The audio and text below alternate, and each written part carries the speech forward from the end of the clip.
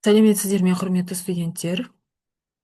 Сіздермен зертханалық жұмысымызды әрмен қарай жалғастыратын боламыз. Бүгінгі зертханалық жұмыстың тақырыбы кездейсоқ өлшеу қателіктерін есептеу. Қайта өлшеу қатарын өңдеу және кездейсоқ өлшеу қателіктерін есепке алу принциптерімен танысу. Қысқаша теориялық мәліметтерге тоқталатын болсақ, бұл жерде біздің жалпы қателік туралы көрсетілген анықтамаларымыз. Жалпы қателіктердің қанша түрлері бар, олар қалай жұмыс жасайды, сол бойынша толық мәліметтер жазылған. Жалпы қателіктердің түрі ең кеңінен қолданылатын абсолютті қателіктер, кездейсоқ қателіктер, салыстырмалы қателіктер, соның бірнеше түрлеріне тоқталатын боламыз. Қателіктерді тудыратын себептердің сипаты бойынша оларды міне жүйелі, кездейсоқ және өрескел деп бөлеміз. Жүйелік қателіктер олар ескерілуі мүмкін, кездейсоқ шамалардың жиынтық әсерінің нәтижесінен пайда болады. Олардың арасында заңды байланыс жоқ. Өрескел қателіктері бар өлшеу нәтижелері олар промах деп есептеледі және оларды бірқатар бақылаулардан алып тастау қажет. Кездейсоқ қателіктердің болуы бір шаманың бірнеше рет өлшеулердің нәтижелерінен пайда болады. Өлшеулердің жеткілікті үлкен санының негізінде өлшенетін шамаға тіркелуі немесе ең сенімді орташа арифметикалық мәні бар деп есептеледі. Өлшенетін шаманың әрбір мәні мен орташа арифметикалық мән арасындағы айырмашылық қалдық қателігі деп аталады. Енді біз осы зертханалық жұмыста бізге не беріледі? Жаңағы қалдық қателіктер, өрескел қателіктер. Бұл жұмыста бізге арнайы G627 деген типті генератордың сигналдардың шығу электр сигналының жиілігін өлшеу қатары орындалады. Бұл жерде біз F жиіліктің мәнін жиілік өлшеуішпен өлшенуін қарастыруымыз қажет. Бұл зертханалық жұмысты сіздер есептеу арқылы орындайсыздар. Бұл жерде жаңағы қателіктердің бірнеше формулалары беріледі. Мысалы, F бір F2 жиілігін өлшеудің жеткілікті үлкен саны F-ін орташа мәнімен анықталады.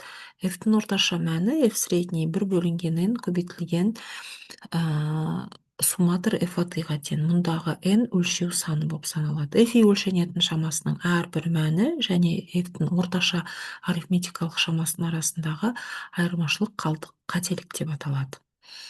Бұны біз дельта I тең F-ат алынған F-тің орташа мәні формуласымен есептеуіміз қажет.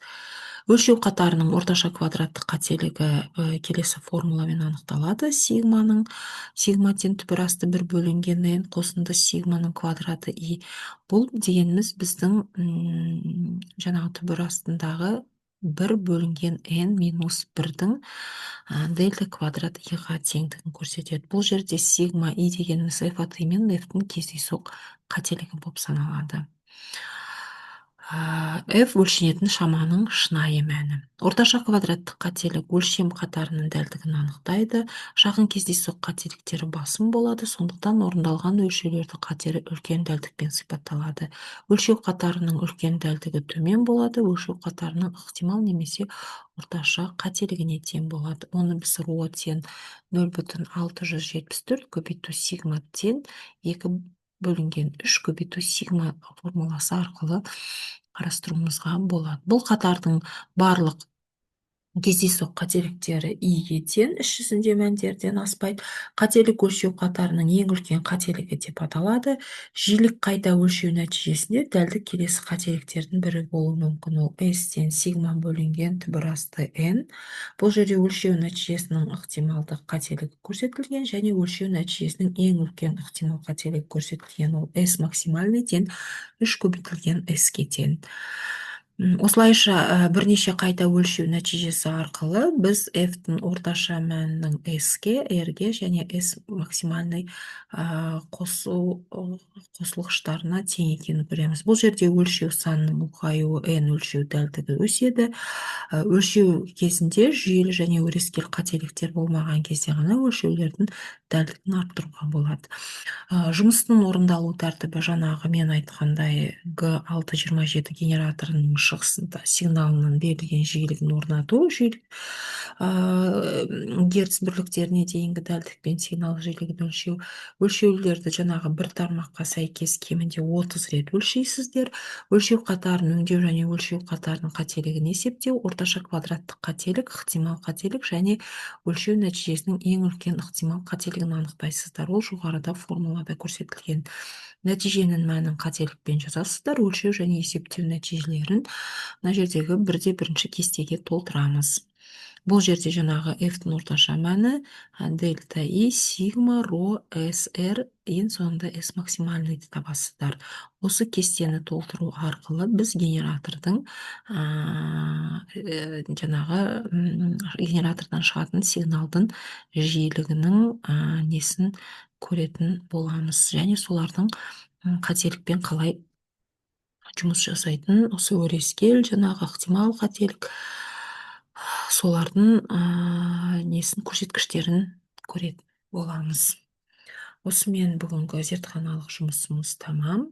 Келесі зертханалық жұмыста кездескенше сау болыңыздар.